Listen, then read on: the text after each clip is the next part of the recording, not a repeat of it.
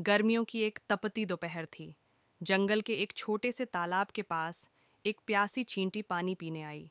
तालाब का पानी चमक रहा था और चींटी ने जैसे ही अपने छोटे छोटे पैरों से पानी छूने की कोशिश की, उसका पैर फिसल गया। वह पानी में गिर गई और बहने लगी। चींटी की जान पर बनाई। वह पानी में संघर्ष कर रही थी, लेकिन उसकी ताकत कम पड़ रही थी। पेड़ पर बैठा कबूतर यह सब देख रहा था। चींटी की हालत देखकर उसका दिल पसीज गया। उसने तुरंत अपनी चोंच से एक पत्ता तोड़ा और तालाब में गिरा दिया। चींटी ने पत्ते को देखा और अपनी बची हुई ताकत से उस पर चढ़ गई।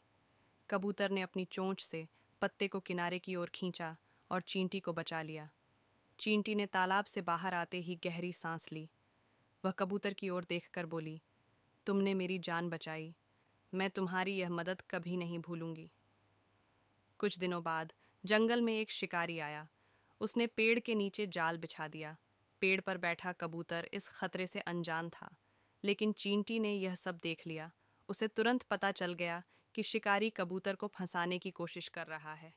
चींटी ने बिना समय गंवाए कबूतर की मदद करने का फैसला किया। उसने दौड़ते हुए शिकारी के पैर पर जोर से काट लिया। शिकारी दर्द से चिल्लाया, आह! ये क्या हुआ? उसका ध्यान जाल से हट गया। इस बीच कबूतर ने खतरे को भांप लिया और तुरंत उड़ गया। शिकारी का जाल खाली रह गया और वह गुस्से में वहां से चला गया। बाद में कबूतर ने चींटी से मुलाकात की। उसकी आंखों में कृतज्ञता थी। तुमने मेरी जान बचाई। मैं तुम्हारा यह एहसान कभी नहीं भूलूंगा, कबूतर ने कहा। चींटी मुस्कुराई और बोली, दोस्त, तुमने पहले मेरी जान बचाई थी। मैंने सिर्फ वही लौटाया है। नेकी का चक्र पूरा हो गया। इस घटना के बाद कबूतर और चींटी की दोस्ती पूरे जंगल में मशहूर हो गई। उनकी कहानी ने जंगल के हर प्राणी को सिखाया कि मदद और नेकी का असली मतलब क्या होता है।